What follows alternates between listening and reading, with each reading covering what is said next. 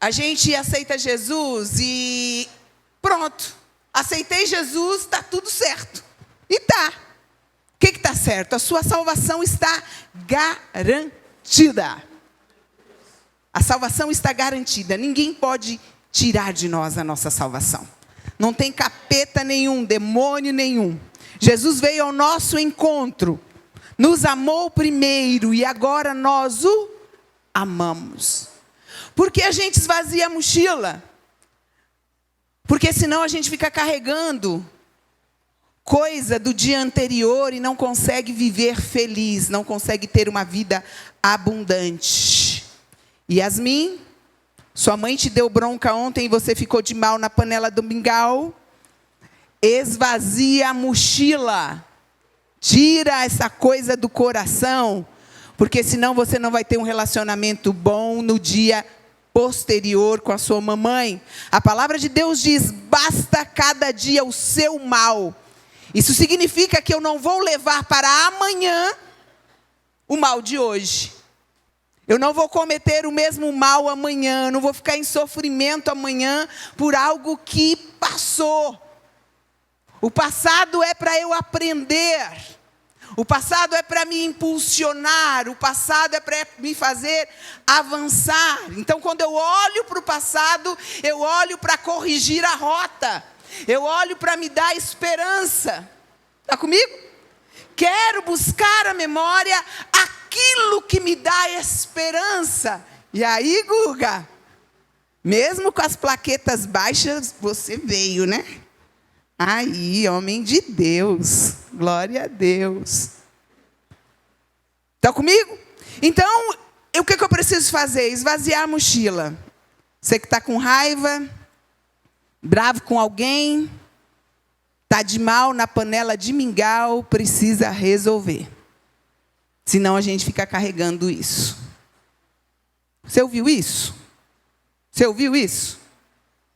Não dá para ir muito longe com a bagagem pesada. E aí, quando a gente ouve uma coisa dessa, a gente pensa, uma hora eu resolvo. Quando Deus permitir, eu vou acertar as contas com meu filho, com meu patrão, com meu tio, com meu amigo. Hoje pela manhã, quando eu acordei para orar, eu recebi uma notícia que um senhor vendedor que trabalhou conosco muitos anos, ele partiu ontem, o seu dia. Ele morreu. E aí, sempre quando eu perco alguém, ou alguém parte nessa viagem, ele continua nessa viagem para a eternidade, né? Eu começo a meditar sobre a minha própria vida. Eu começo a meditar sobre a minha caminhada, sobre a minha jornada.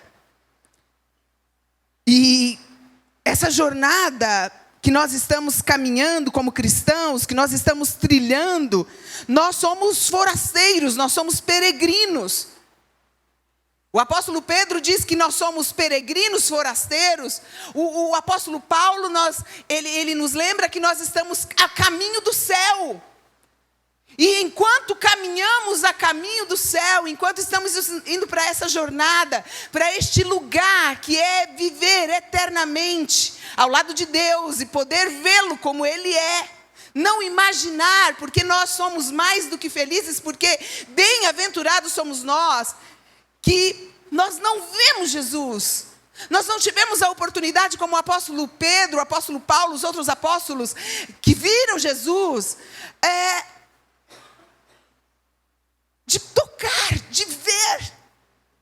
Mas nós ouvimos eles falarem, aquilo que nós ouvimos e cremos, disso nós estamos falando, e porque nós cremos e porque nós recebemos esse Cristo, como nós ouvimos no domingo passado, o pão vivo que desceu do céu.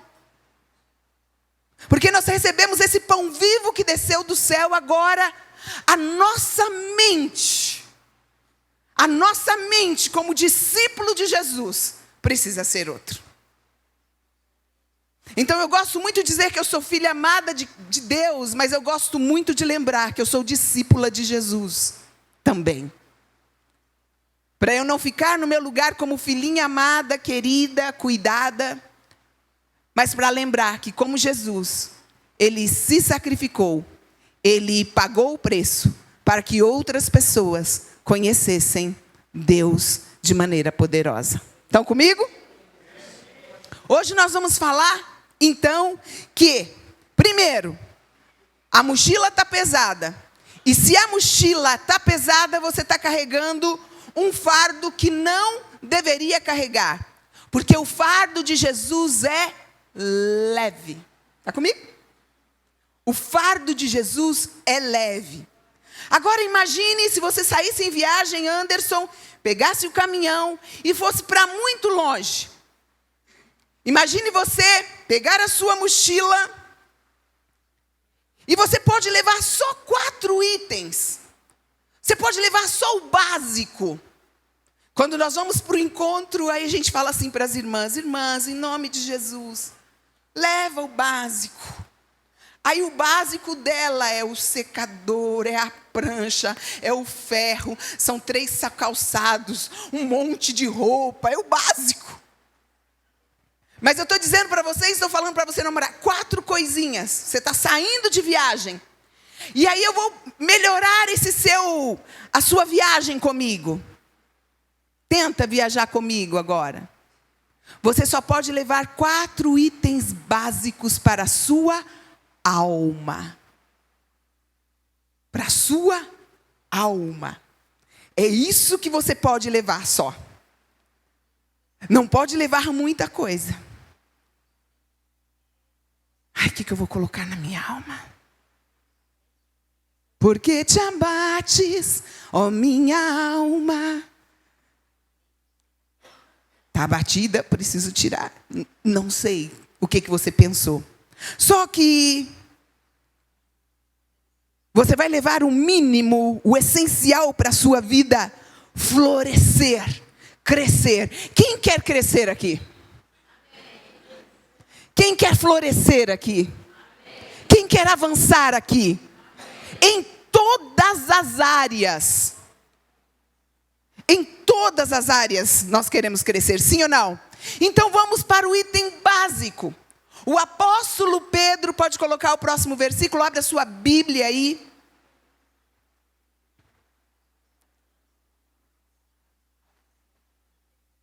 Primeira carta de Pedro, no primeiro capítulo, no primeiro versículo, Pedro fala assim, vamos ler no 3, 1, 2, 3. Vamos ler juntos? 1, 2, 3.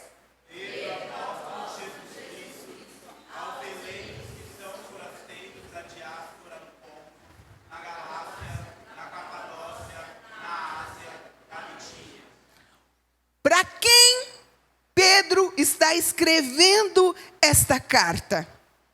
Pedro está escrevendo essa carta para os gentios. Os gentios que estavam espalhados e que haviam se convertido quando? No dia de Pentecostes.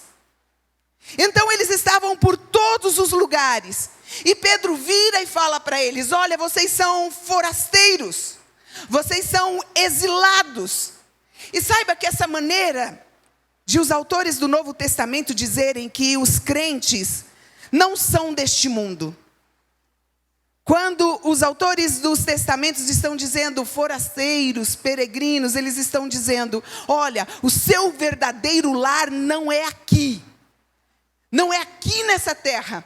Embora tenha muita coisa bonita para você ver, embora tenha muita coisa legal para você viver e fazer, o seu lar não é aqui. Filipenses 3:20, o apóstolo Paulo vai dizer: o seu verdadeiro lar é o céu, o seu verdadeiro lar não é aqui.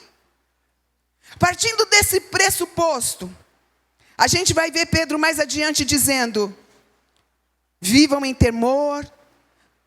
1 Pedro capítulo 1:17, vivam em temor durante o tempo da peregrinação de vocês. Depois em Pedro 2:11, dos versos 11 a 12, ele diz: amados, eu peço a vocês como peregrinos e forasteiros que são, que se abstenham das paixões carnais, que fazem guerra contra a alma, tendo conduta exemplar no meio dos gentios. O que não poderia faltar na mochila do peregrino, do forasteiro? Primeiro, eu vou tirar da mochila o que nem preciso.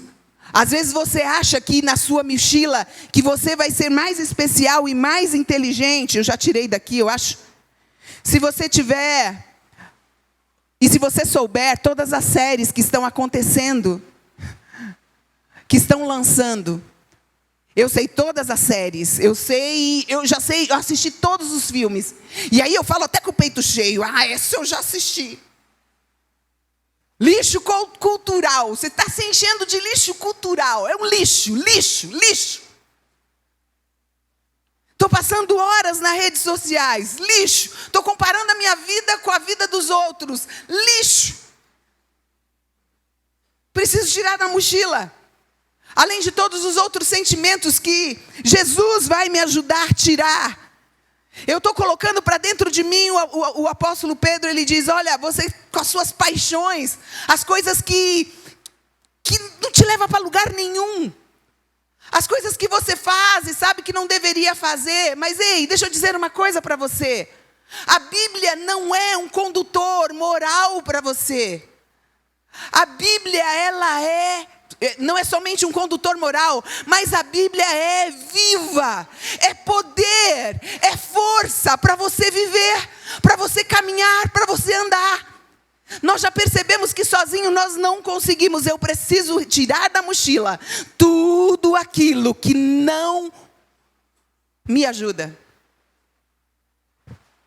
E agora, nós estamos vivendo uma era em que nossa atenção ela é rapidamente roubada. Rapidamente nós somos desfocados. Rapidamente nós temos muita informação. Não sabemos o que fazer. Nós temos uma variedade de filmes para assistir. Nós não sabemos qual assistir. Nós temos uma variedade de comida para experimentar. E nós não sabemos qual escolher. Nós temos tantas opções. Nunca tivemos tantas opções e nunca tivemos tão perdidos. Próximo versículo, Luísa. Aí o apóstolo Pedro, ia falar Paulo, o apóstolo Pedro, ele diz para nós, por isso, preparando o seu entendimento, preparando o quê? Preparando o seu entendimento, sejam, e aqui quando traduziram é importante a gente trazer para o real, não é de sejam, mas sendo, permanecendo, sóbrios, esperem inteiramente na graça que lhe está sendo trazida na revelação de Jesus Cristo.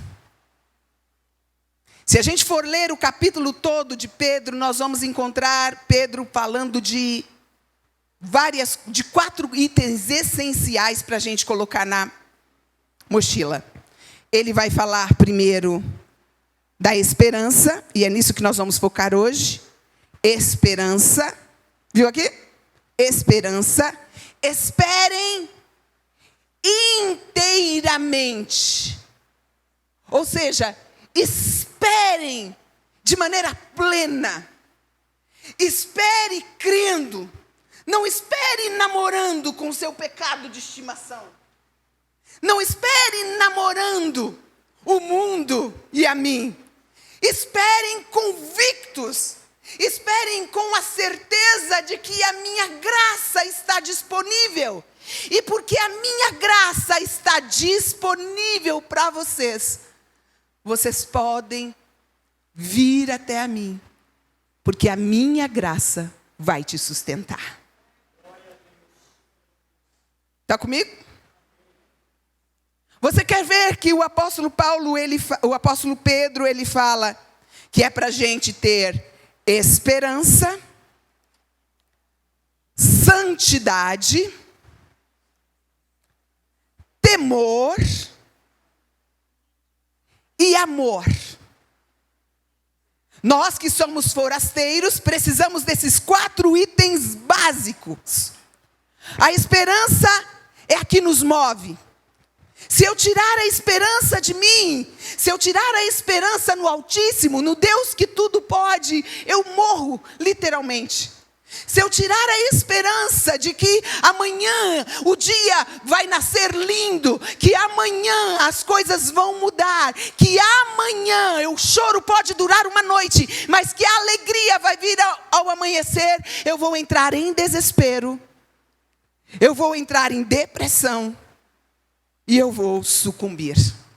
Então eu preciso da esperança. É impossível caminhar sem esperança. O que caminha sem esperança, ele não é feliz. O que caminha sem esperança, ele não consegue contagiar os outros, ele não consegue levantar o outro, porque ele mesmo está caído. E o que caminha sem esperança, você começa a caminhar com ele e ele vai te carregar para baixo também. Por isso as pessoas que cuidam das pessoas deprimidas precisam também de terapeutas. Porque as pessoas que cuidam muito tempo de pessoas deprimidas, daqui a pouco elas estão deprimidas também e vivendo em depressão. Não tem uma palavra, começa a olhar para o pé, pessimista. Ele não consegue olhar tudo que chega para ele, ele conhece o negativo. Ele sabe do negativo, ele não sabe do positivo. Então não dá para viver sem esperança, é impossível. Agora tem um outro item que o apóstolo Pedro nos chama, que é a santidade. Não adianta, irmão, eu ter esperança, eu andar a minha vida toda regalada, eu pregar, eu cantar, eu evangelizar, eu liderar crianças, eu liderar adultos, eu ensinar na escola bíblica, eu pregar por aí e por aqui, eu estar em vários lugares, fazer caridade. Não adianta se eu não me santificar, porque sem santidade ninguém verá a Deus. Então eu abraço, eu curto esse lance de ser igreja, vou vivendo a vida e chega na metade da minha jornada, ou sei lá que jornada, porque a gente pode viver no máximo até 100 anos, quando eu chego na ponta aqui, em que eu vou viver a eternidade totalmente ao lado do Senhor, Ele dizer para mim: Arlete, sinto muito, mas você não foi santa, não vai dar para você me ver. Não vai dar para você me ver. Agora, mais do que nunca, nós estamos vendo as pessoas falando de Deus, falando do amor de Deus, propagando e falando de Deus, bem bonito, bem legal. E aí você olha para a vida delas e você fala: não tá dando. Eu faço aniversário de casamento, né? Faço não sei quantos anos de casamento, posto lá foto e o vídeo do meu marido comigo. Aí depois eu tô pelada, me vestindo pelada. Isso não é coisa de cristão. Não combina. Então a gente tem que ter muito discernimento, porque lembra, a palavra de Deus diz que nos últimos tempos, eu estou dizendo isso porque tem pessoas arrebatando multidões para ouvir as pessoas falarem de um evangelho que elas não praticam. Falar é fácil, só que o Senhor diz: vocês podem fazer um monte de coisa, mas sem santidade vocês não vão me ver.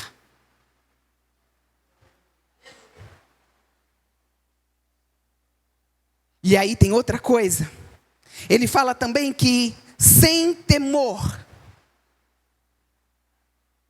que eu preciso de temor. O temor, ele me mantém alerta. O temor, ele me mantém vigilante. Porque se eu tenho medo, e não é aquele medo doente, mas aquele medo saudável, aquele temor, aquela coisa de que, se eu for para essa ponte que está quebrada, eu corro o risco de cair. Então eu olho para aquela ponte e o meu medo de cair vai fazer com que eu tome todos os cuidados para que eu não caia. Sim ou não? Então, se você tem alguma luta, alguma guerra interna que você não venceu ainda, se tem algum pecado que você não venceu ainda, se você perdeu o temor, se você perder o temor, tanto faz como tanto fez. E vai virar iniquidade, porque você nem vai perceber que você está pecando. Você nem vai perceber que você está fazendo aquilo que não agrada ao Senhor. Perder o temor é gravíssimo, porque perder o temor não vai me deixar preparada para a luta, não vai me deixar preparada para a fuga. Daniel? Não. Qual que fugiu da mulher que queria pegar ele? José, muito esperto, o que ele faz? Irmão, tá lá a mulher toda bonitona, lindona, ele vai ficar lá, eu estou cheio de Deus, eu sou o José, eu sou o cara. Não, o que ele faz? Ele foge porque ele sabe quem ele é.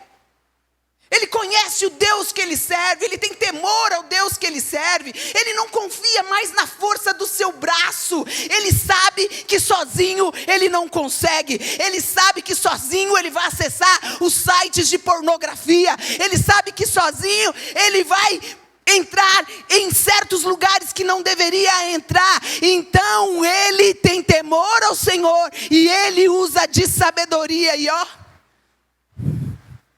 sai fora. É muito interessante dizer isso. Tinha um amigo meu, e ele falava assim: não, eu sou o cara, eu pego várias, não tem quem me resiste. Eu dizia para ele assim: você está cheio de pombagira, porque quem não tem que resistir é você. Resistir ao diabo e ele fugirá de vós. Que triste. E deixa eu dizer uma coisa para você, bem importante. Todo mundo quer ficar perto da luz. Você fica mais bonito mesmo, irmão. Porque se fosse por você, você não pegava nem catapora. Mas quando a gente aceita Jesus, parece que uma coisa, nós fica bonito. Olha aqui, vejo só gente bonita. Irmão, se eu não fosse crente, eu ia querer ser crente rapidinho. Porque a luz de Cristo fica em nós. E deixa eu dizer para você, querem a sua luz. Mas não deixe roubarem a sua pequenina luz. Deixe a luz de Jesus brilhar em você. Veja se a luz que não há em ti não são trevas. Ora, em se tratando de pecado, quem perde o temor, ou para de lutar contra o pecado, ou não foge mais dele, viverá para ver que nunca amou de fato o Senhor. E aí entra o amor. O amor é o cumprimento das exigências da lei.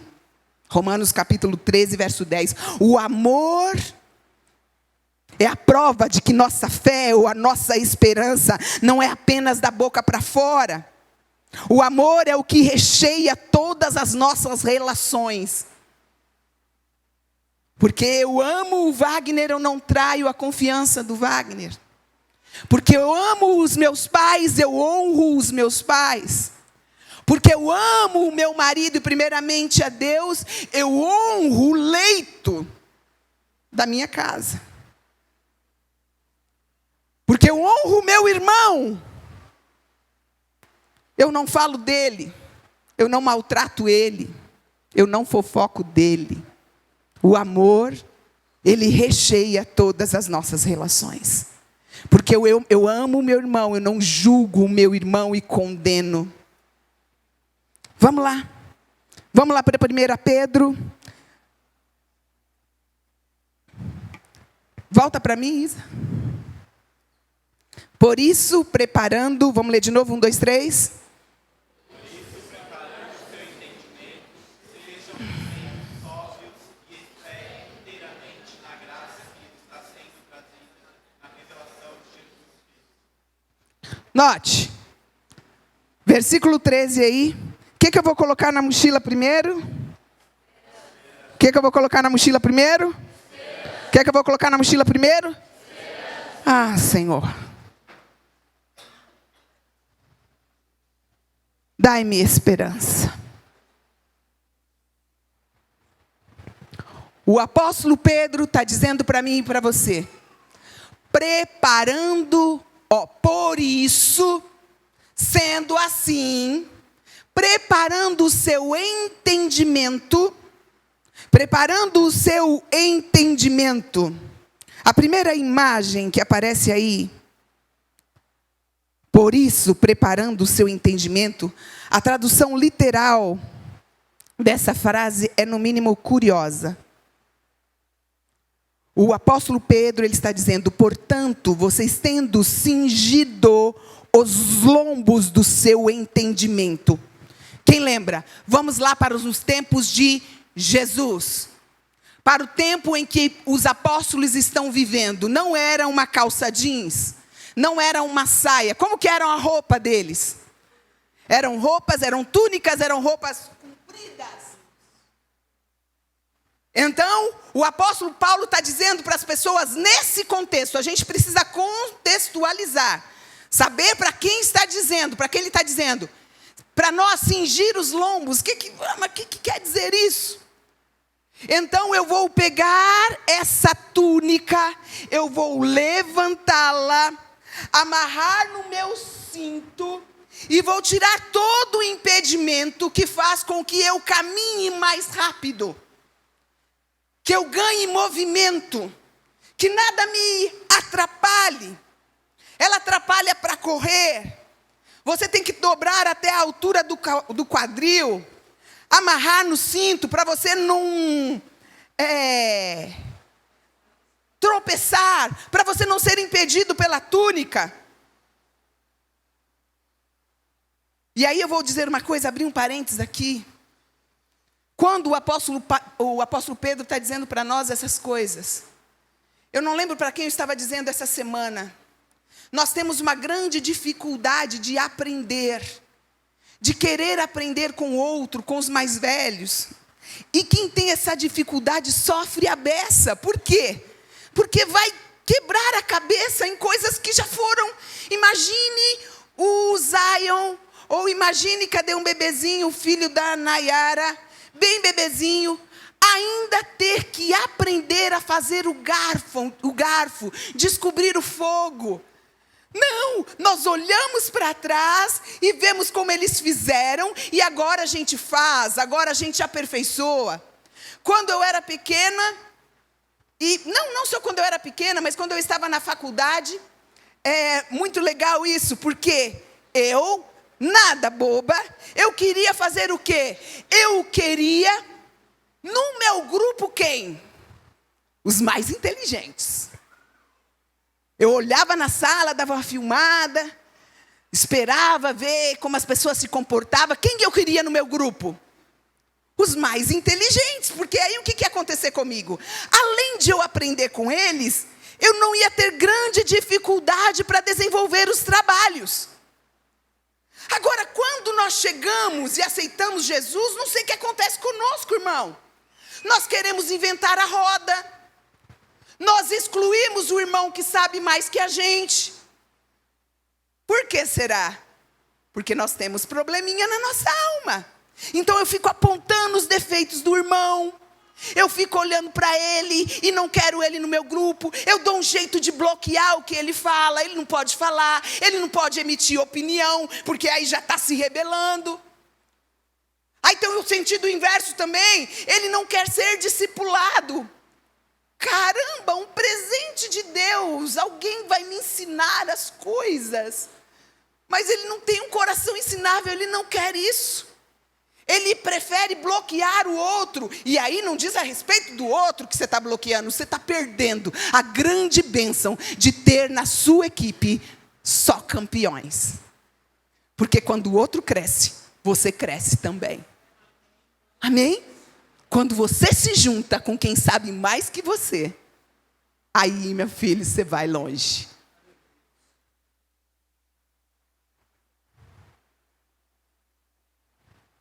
Pedro está dizendo: eu preciso me desvencilhar desses pensamentos. Esses pensamentos que excluem os outros, porque isso está me impedindo de caminhar. Eu preciso excluir essas coisas que me atrapalham. Eu não sei o que te atrapalha. O que te atrapalha de seguir a Deus? O que te atrapalha? O excesso de internet? O excesso de série? O excesso de futebol? O excesso de exercício? O excesso de sono? O que te atrapalha? Eu não sei o que te atrapalha. Mas o apóstolo Pedro convida você, prepare o seu entendimento. Ele está dizendo, agora você não pode pensar mais como um mundano. Agora você precisa ter a mente de Cristo. O mundano, ele pensa em adquirir coisas. O mundano, ele quer ficar rico. O mundano, ele quer ter, possuir. É meu, é o pronome possessivo, meus filhos, minha casa, minha igreja, meu ministério, meu trabalho, meus amigos. Ele só tem um amigo e se contenta com isso. Eu já quero ser como Roberto Carlos.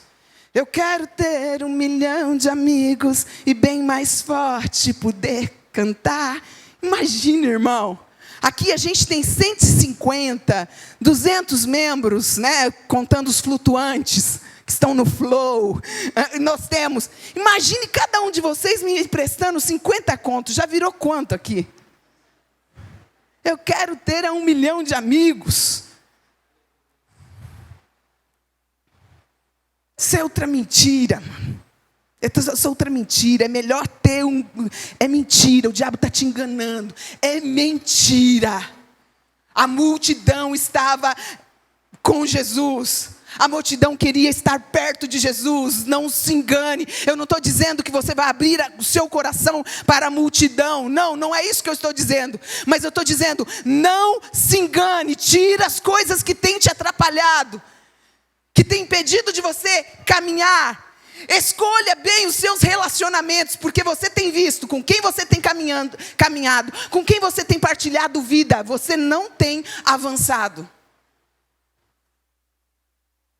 Libere sua mente. Solte os pensamentos equivocados. Tem gente aqui nesse momento pensando, eu não sirvo para nada. Tem gente aqui nesse momento pensando, mas o que eu poderei fazer? O apóstolo Pedro vai dizer, e ele diz, desde o começo, lá no capítulo 1, lá nos primeiros capítulos da primeira carta, ele vai dizer, olha, é a graça, sem a graça nós somos todos desgraçados. Não temos graça. Sem a graça nós não conseguimos caminhar, viver e principalmente viver, Elô, no plano estabelecido por Deus, não os meus planos, porque Ele sabe que plano que Ele tem para mim, e é plano de vida, não de morte, para dar o fim que eu desejo. O apóstolo Pedro está dizendo na segunda imagem, na primeira ele está dizendo, prepare o seu entendimento, muda a sua mente, metanoia, mudança de mente. Mude a sua mente.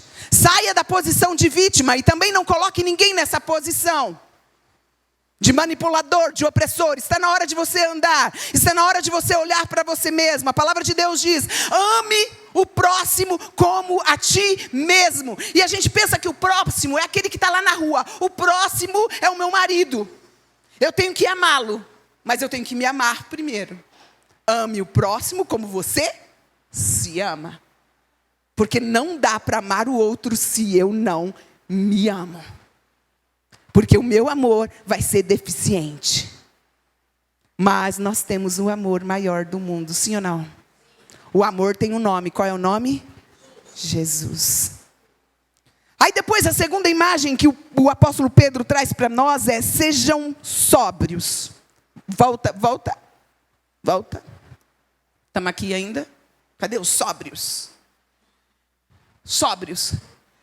Não é sejam, é sendo. É um estado de estar sóbrio.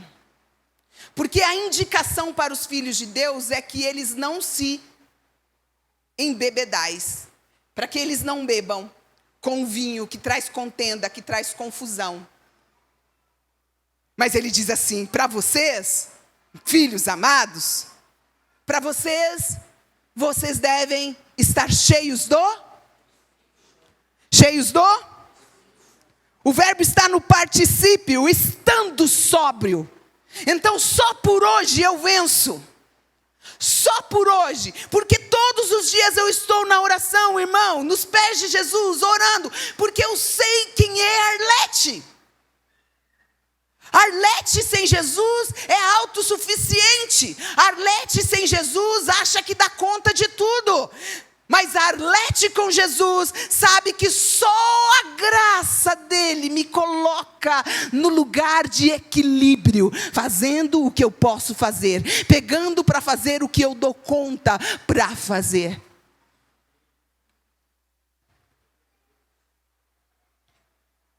Essa imagem que o apóstolo Pedro traz para nós é uma imagem de alguém que não se embebedou. Mas é alguém que está sóbrio para as coisas do Espírito. Quem está sóbrio para a coisa do Espírito? Quem que está sóbrio para a coisa do Espírito? Quem que está sóbrio para obedecer? Sóbrio para viver as coisas sobrenaturais. Sóbrio para viver as coisas que ninguém consegue explicar. Porque não dá para explicar Deus. Não dá para explicar a pessoa sair 7h45 e chegar 8h10 em determinado lugar. Deus para o tempo. Deus faz umas coisas, irmão, que se a gente for falar, você vai acreditar porque você é crente. Mas para qualquer outra pessoa não vai acreditar. Se você falar para um descrente, olha, lá na igreja tem um irmão, o irmão Sebastião, foi curado de câncer. Nem lembro o ano, mas Deus curou o câncer. A primeira coisa que o descrente vai pensar, o câncer está dando uma pausa, vai voltar. Ele não tem fé. Ele não tem esperança no Deus Todo-Poderoso da glória. Se eu contar para alguém que a irmã Madalena teve lúpus, ficou ruim, zoada. Quantos anos a senhora tinha, irmã Madalena, quando descobriu o lúpus? Quanto? 25 anos. Quantos anos a irmã tem agora?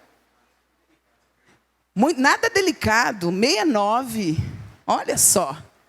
69 anos. Levanta aí, irmã Madalena, que eu quero mostrar para todo mundo como ela é linda, inteirona.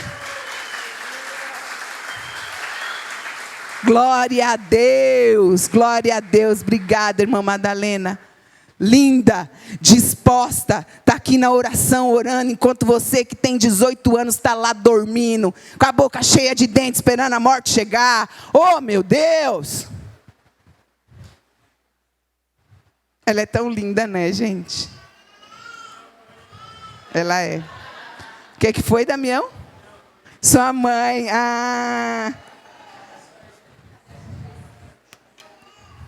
Vamos lá. Sendo sóbrio. Sendo sóbrio. Eu sei quem eu sou, filha amada de Deus. Eu sei para onde eu estou indo. Eu sei de quem eu sou filha, quem eu represento. Quando fala assim, você é Amorim, você é filho do seu Amorim, né? Você é filho de Deus, embaixador, você é sacerdócio real, você é nação santa, povo escolhido. Irmão, você não é qualquer coisa.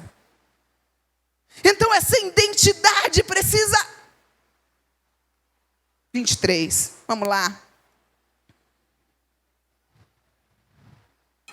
Deixa eu dizer uma coisa para você.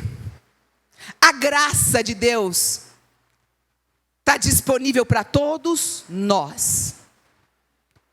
Quando o apóstolo Pedro ele está compartilhando conosco sobre a graça, ele não deixa a graça voando aí.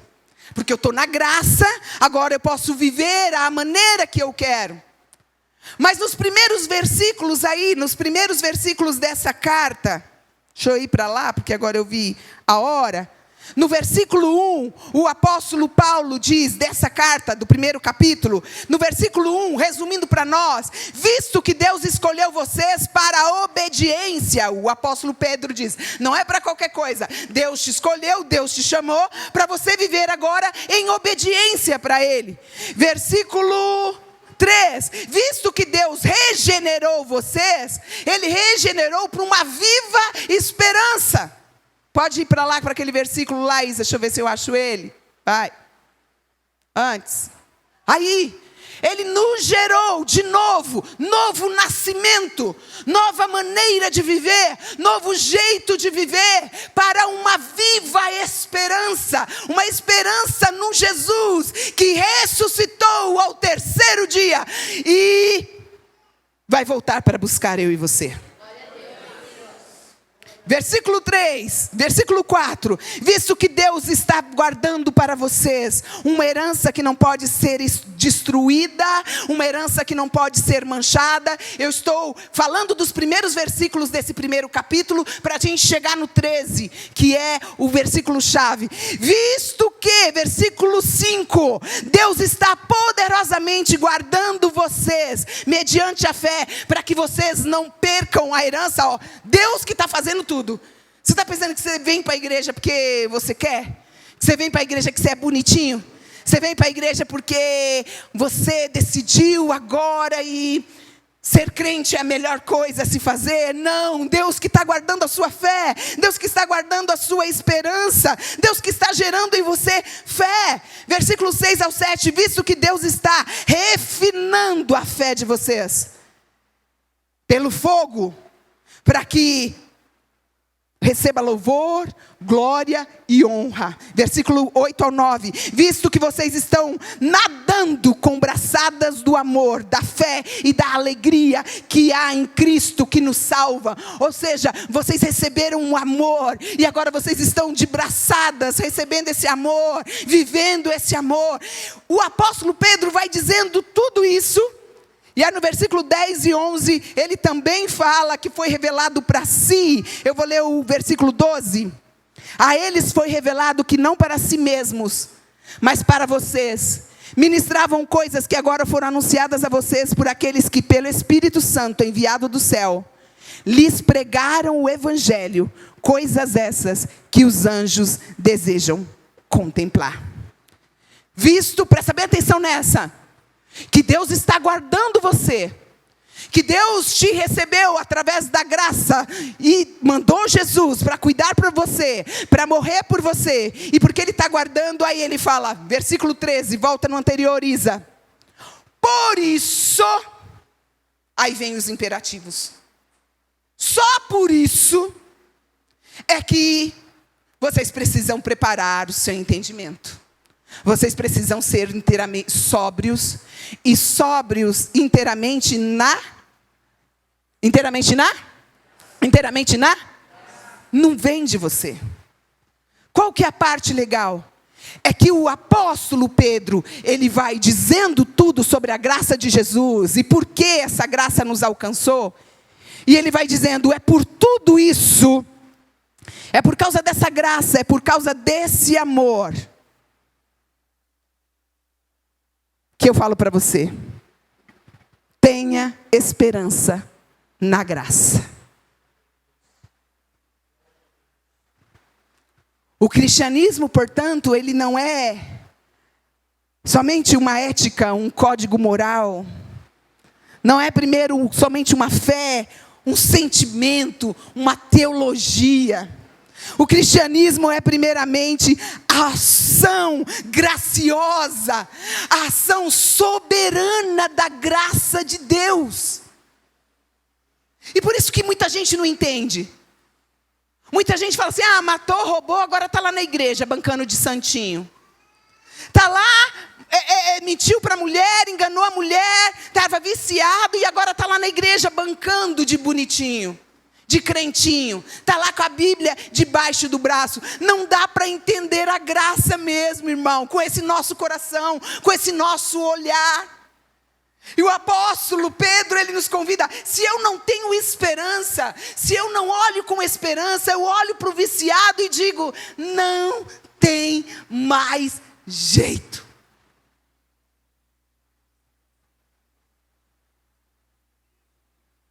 Quando eu perco a esperança, eu olho para o doente, eu não consigo nem orar. E eu falo, ih. Quando eu olho sem esperança, eu recebo o diagnóstico do médico. O médico diz assim, tem que operar. E aí eu pergunto, quem falou?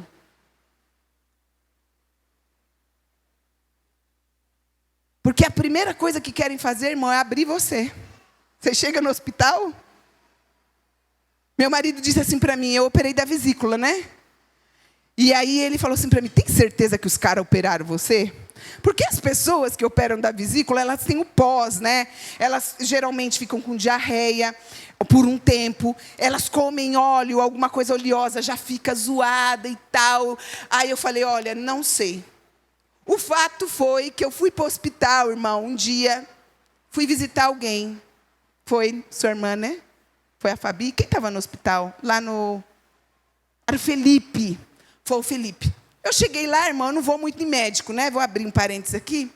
Eu cheguei lá e falei assim, já que eu estou aqui, vou ver se alguém me atende. Oh, meu pai. Aí me atenderam. Falei, então, não tem um encaixe aí? Eu estou aqui visitando uma pessoa, enquanto eu espero, vocês me encaixam aí. E aí me encaixaram. Aí fizeram o exame, tal. Descobriram que eu estava com pedra na vesícula. Falei, ai, Deus. Aí falou, o certo é a senhora operar. Aí eu falei, é o certo, é mesmo.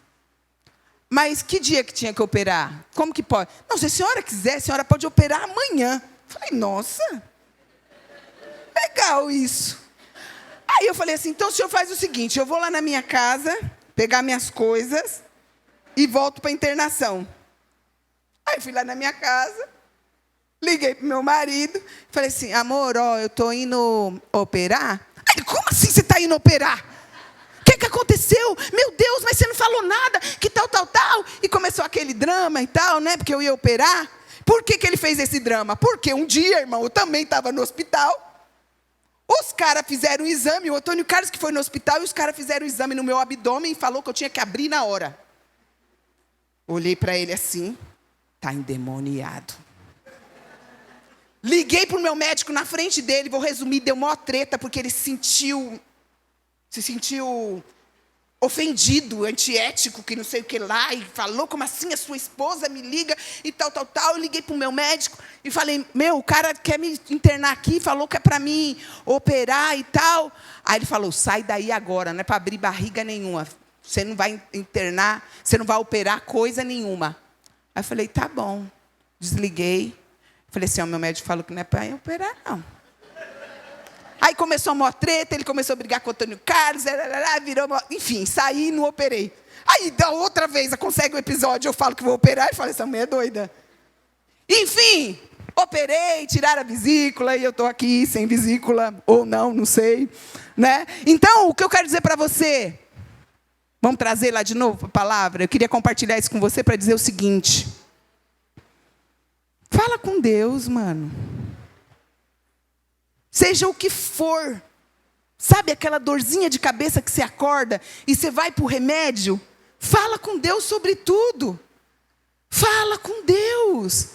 O seu pai está disponível. Você viu o milagre na irmã Madalena. Você viu o milagre no irmão Sebastião. Você viu o milagre em mim. Aos 17 anos o médico disse para mim, ela não vai viver, ela vai morrer, pode liberar a visita. E eu estou aqui, alguns anos depois. O mandamento. Só depois que o apóstolo Pedro lista o que Jesus fez, as coisas que ele faz por nós, ele coloca os imperativos. E ele começa com esse imperativo por isso. Ou seja, a graça, na graça tem ordem de comando. A graça ela não é solta. A graça não é a maneira que eu imagino para eu manipular a graça. A graça não tem a ver com eu fazer coisas para Deus e aí Ele vai fazer coisas para mim. Não tem nada a ver. Não tem a ver com que eu querer estar envolvido em todos os ministérios, eu trabalhar o tempo todo para Jesus e é assim que Jesus vai me amar. Não tem nada a ver com isso. Preparar o entendimento. Os 2 primeiros verbos eram particípios subordinados. Tendo cingido os lombos, a mente, tendo preparado o seu entendimento. Foi o primeiro particípio subordinado aí. Estando sóbrios, esse foi outro particípio subordinado, ou seja, está subordinado ao por isso. Em outras palavras, preparar o entendimento. Vai cair no, Riquelme, no Enem, tá? Particípio subordinado. Vai cair isso tudo, hein? Quem sabe a letra que Deus está dando aí para vocês, particípio subordinado, conclusão.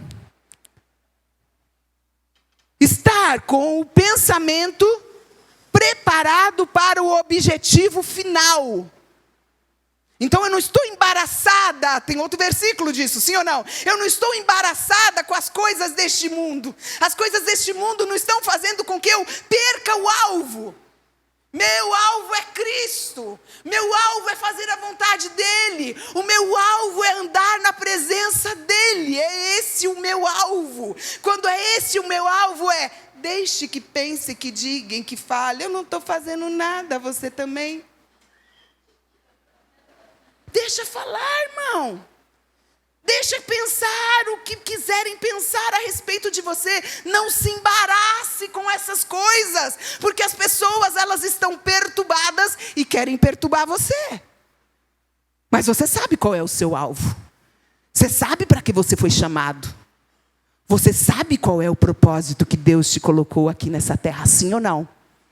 Então para de confusão. Tire as coisas que estão te atrapalhando, cinja os lombos e bora para o crescimento. Por fim, chegamos na esperança. Aquilo que esperamos inteiramente. Você ri, né, irmã Vera? Vai orando aí, vai intercedendo. Aquilo que esperamos inteiramente, a saber, o que nós esperamos inteiramente, irmão? A graça de Deus. Ou deveria ser o que nós esperamos. A graça. Alcance-me, graça de Deus. Alcance-me. Como que eu vou ter esperança, irmão?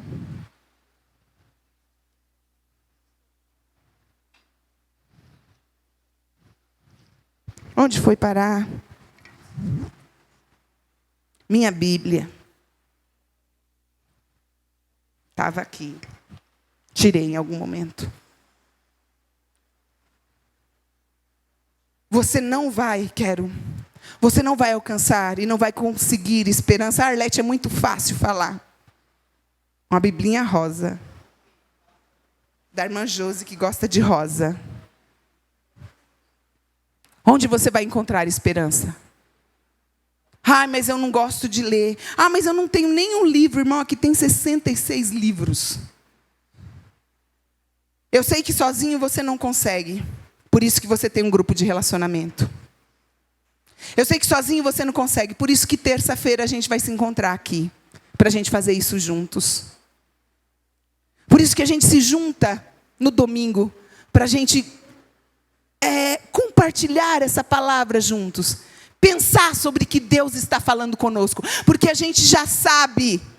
Ei, deixa eu dizer uma coisa para você. Já veio preparado para o louvor, gente. Com a caixinha rosa.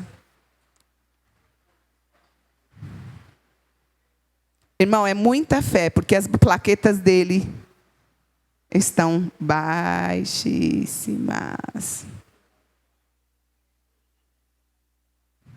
Vamos lá? Foco, Guga. Todo mundo ficou olhando para você, cara. Quando você chegar, você fica num lugar só, tá?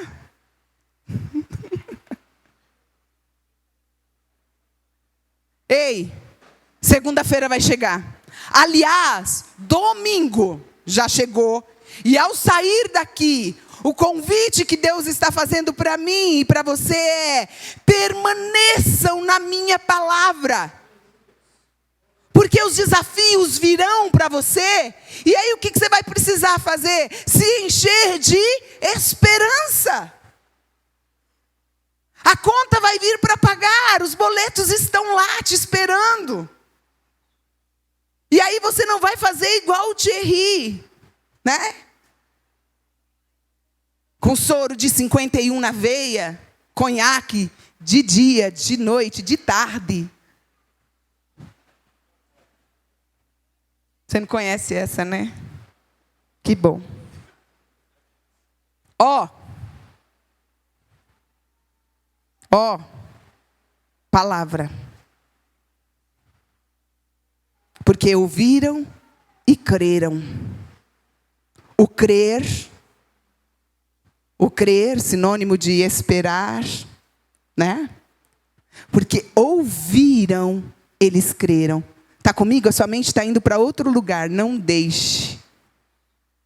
Não deixe. Pedro está nos ensinando a lição número 1 do cristianismo básico. Lembra que a gente ia levar só o básico? O mandamento de Deus e o deleite de Deus não são o primeiro lugar. O que você pode realizar para Ele com a sua própria força não vai rolar. O cristianismo não é para ser vivido com a força de vontade. O mandamento de Deus e o deleite de Deus são, em primeiro lugar, para que você espere no que Ele pode realizar por você na força dEle. Está comigo? Na força dEle, não é na sua força. Você está olhando agora para a sua condição financeira e está dizendo assim: o que é que eu vou fazer agora? Já veio outra música, não vou cantar. O que eu vou fazer agora com isso aqui? Você está olhando lá para o seu filho e está dizendo assim: o que eu vou fazer lá em casa? Você está olhando e confiando na força do seu braço. Espera em Deus, minha alma. Crê somente em Deus, porque dEle é que vai vir o socorro. Preste atenção no que escreveu o salmista no Salmo 147, do 10 ao 11. Seu prazer, o prazer do Senhor Deus, está falando aqui, não está na força do cavalo, nem no poder humano. O Senhor se agrada dos que o temem e daqueles que põem a sua esperança no amor dEle. Onde que está a sua esperança? Onde deve estar? A sua esperança deve estar onde? No amor de Deus.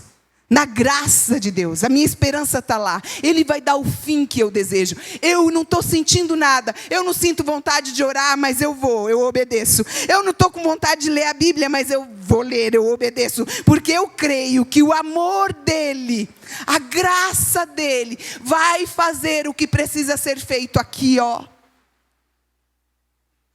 E aqui.